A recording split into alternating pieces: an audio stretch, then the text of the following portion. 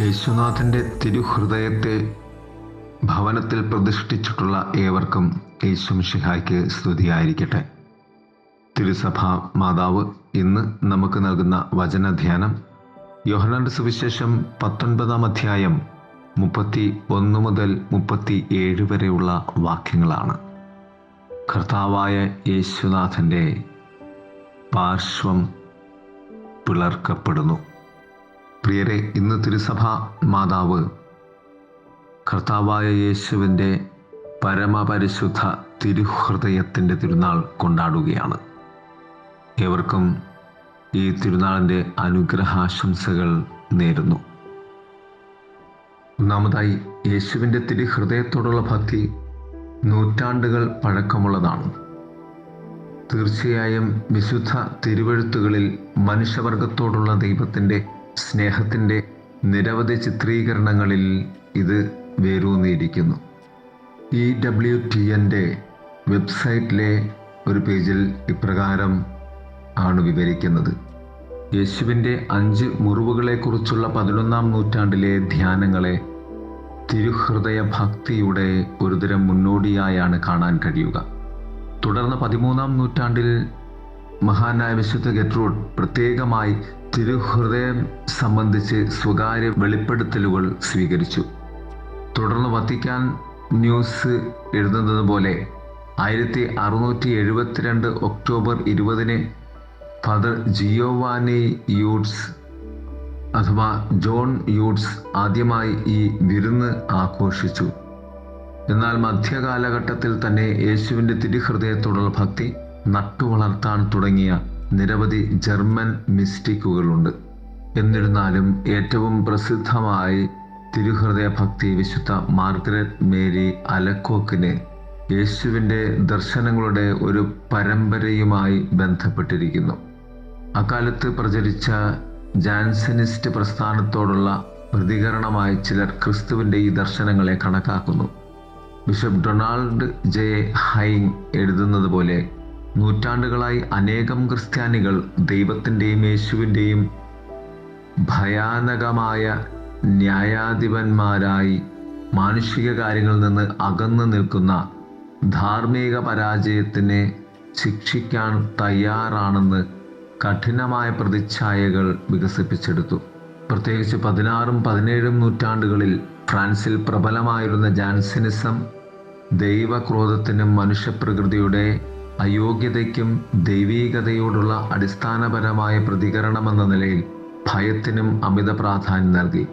ഈ സന്ദർഭത്തിൽ വീക്ഷിക്കുമ്പോൾ വിശുദ്ധ മാർഗരറ്റ് മേരി അലക്കോക്കിന് യേശുവിൻ്റെ തിരുഹൃദയത്തിൻ്റെ പ്രത്യേകത അഥവാ പ്രത്യക്ഷത, യേശുവിനെ കുറിച്ചുള്ള ജനകീയ ധാരണകളെ സംബന്ധിച്ച് ദൈവശാസ്ത്രപരമായ തിരുത്തലിൻ്റെയും ആത്മീയ സന്തുലിതത്വത്തിൻ്റെയും ആവശ്യകത പ്രകടമാക്കുന്നു. ഇപ്രകാരമാണ് പറയുന്നത്: എൻ്റെ ഹൃദയം മാനവികതയെ വളരെ ആവേശത്തോടെ സ്നേഹിക്കുന്നു. അതിന് ഇനി അതിൽ അടങ്ങിയിരിക്കാൻ കഴിയില്ല. അതിൻ്റെ തീക്ഷ്ണമായ സ്നേഹത്തിൻ്റെ ജ്വാലകൾ അത് അവരെ ഒഴിക്കണം.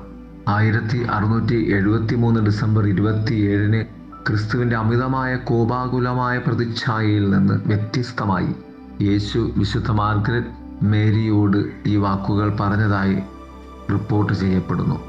എൻ്റെ തിരുഹൃദയം മനുഷ്യരാശിയെ വളരെ ആവേശത്തോടെ സ്നേഹിക്കുന്നു. അതിന് അതിൽ തന്നെ ഉൾക്കൊള്ളാൻ കഴിയില്ല. അതിൻ്റെ തീക്ഷ്ണമായ സ്നേഹത്തിൻ്റെ ജ്വാലകൾ അത് അവരിലേക്ക് പകരപ്പെടണം.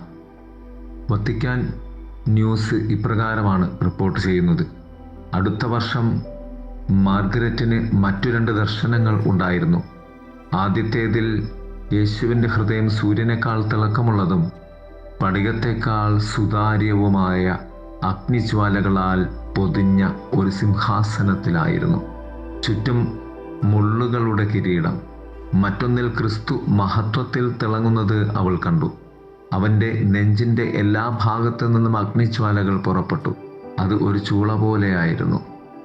EWTN ചാനൽ റിപ്പോർട്ട് ചെയ്യുന്നത് പോലെ യേശുനാഥൻ മാസത്തിലെ ആദ്യ വെള്ളിയാഴ്ചകളിൽ വിശുദ്ധ കുർബാന സ്വീകരിക്കാനും വിശുദ്ധ കുർബാനയിൽ തന്നെ ആരാധിക്കാനും കത്തോലിക്കരോട് ആവശ്യപ്പെട്ടു. പ്രത്യേകിച്ചും തുടർച്ചയായ 9 ആദ്യ വെള്ളിയാഴ്ചകളിൽ വിശ്വാസികൾ ഈ അഭ്യർത്ഥന നിറവേറ്റണമെന്ന് ആവശ്യപ്പെട്ടു. തീർച്ചയായും വെള്ളിയാഴ്ച പ്രാധാന്യമർഹിക്കുന്നു. കാരണം അത് നമ്മുടെ കർത്താവിൻ്റെ കുരിശുമരണത്തിൻ്റെ ദിവസമാണ്. അതിലൂടെ അവൻ നമ്മുടെ വീണ്ടെടുപ്പിനായി പരമോന്നത സ്നേഹപ്രവൃത്തിയിൽ സ്വയം സമർപ്പിച്ചു. 1856 പയസ് 9 മാർപ്പാപ്പ തിരുഹൃദയത്തിൻ്റെ തിരുനാൾ ഒരു സാർവത്രിക ആഘോഷമാക്കി മാറ്റി. തിരുഹൃദയ ഭക്തിയുമായി ബന്ധപ്പെട്ട 12 വാഗ്ദാനങ്ങളുടെ ഒരു പട്ടികയും നൽകി.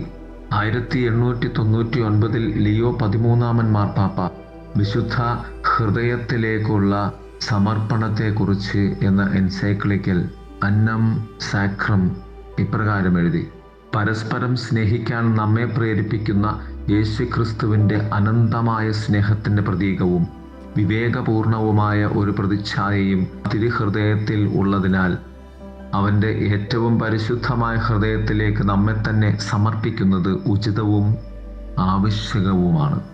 യേശുക്രിസ്തുവിനുള്ള ഒരു സമർപ്പണവും സ്വയബന്ധവും അല്ലാതെ മറ്റൊന്നുമല്ല അത്.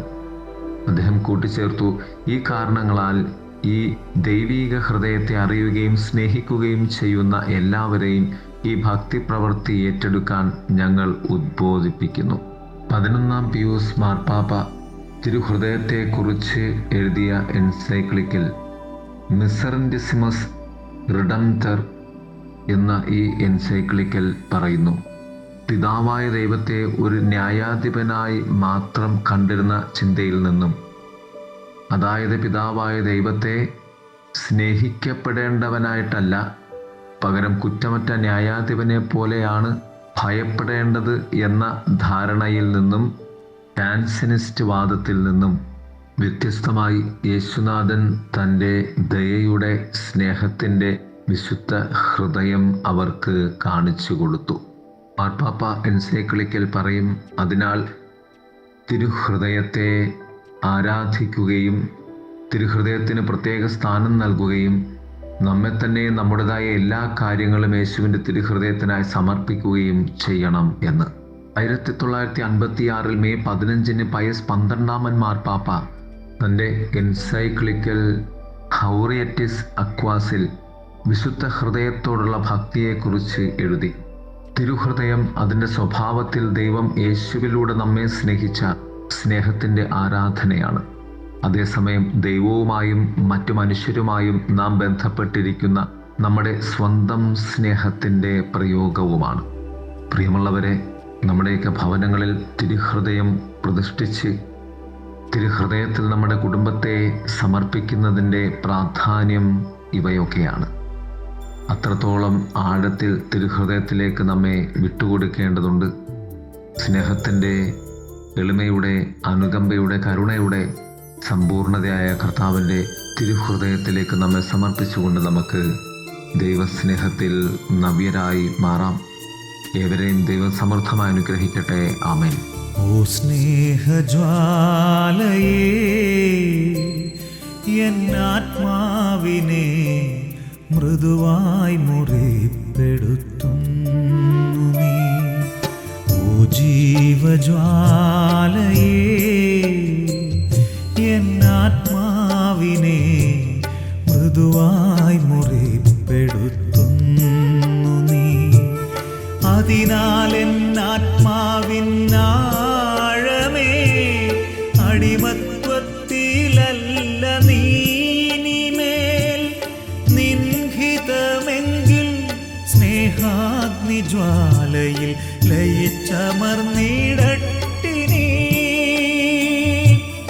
മധുര സംഭാഷണ മറവിലൂടെ മുറിപ്പെടുത്തുന്നു നീ ആർദ്രമായി. ഓ സ്നേഹജ്വാലയേ, എന്നാത്മാവിനെ മൃദുവായി മുറിപ്പെടുത്തുന്നു നീ. ഓ മധുരിക്കുന്ന അഗ്നിയേ, ഓ മനോഹരമാം മുറിവേ, ഓ മൃദുലകരങ്ങളേ, സൂക്ഷ്മസ്പർശനമേ, ഓ നിത്യജീവിത ആസ്വാദനമേ, എല്ലാ കടങ്ങളും വീട്ടുന്നു നീ, മൃതിയെ മൃതിയാൽ നീക്കി ജീവനേകി. എല്ലാ കടങ്ങളും വീട്ടുന്നു നീ, മൃതിയെ മൃതിയാൽ നീക്കി ജീവനേകി. ഓ സ്നേഹജ്വാലയേ, എന്നാത്മാവിനെ മൃദുവായി മുറിപ്പെടുത്തുന്നു നീ.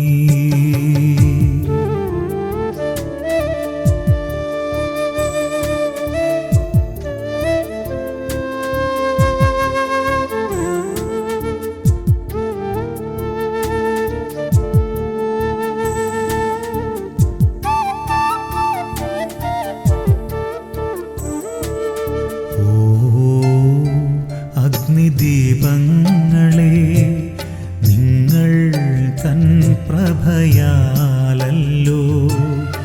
ഇരുട്ടിലും ചെളിയിലും കഴിഞ്ഞ എൻ്റെ ലോലവികാരത്തിൻ ഗുഹകളെല്ലാം ഇന്നുജ്വലമായി മാറി, പ്രിയനായി ചൂടും വെളിച്ചവും നൽകുന്നു. ഇന്നുജ്വലമായി മാറി, പ്രിയനായി ചൂടും വെളിച്ചവും നൽകുന്നു.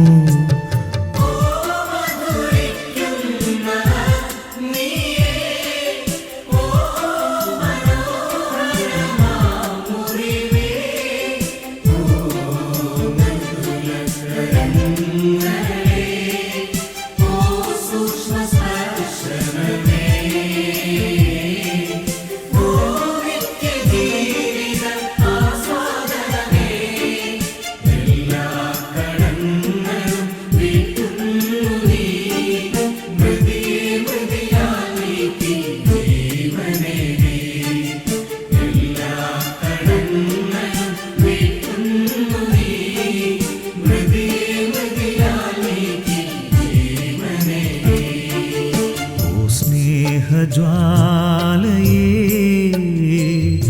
എന്നാത്മാവിനെ മൃദുവായി മുറിപ്പെടുത്തുന്നു നീ.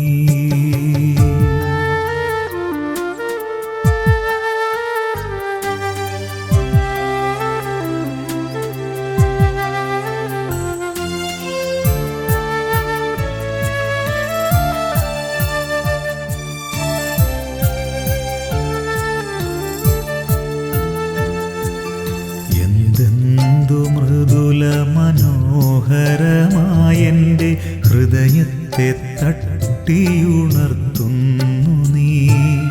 അവിടെ രഹസ്യത്തിൽ നീ മാത്രം വസിക്കുന്നു എൻ ഹൃദയേശ്വരനായി.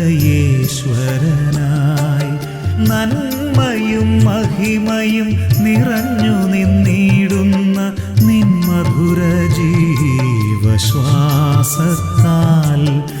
എന്തെന്തു മൃദുലമായി സ്നേഹം നിറച്ചെന്നിൽ, ഓ ജീവസ്നേഹത്തിൻ ജ്വാലയേ.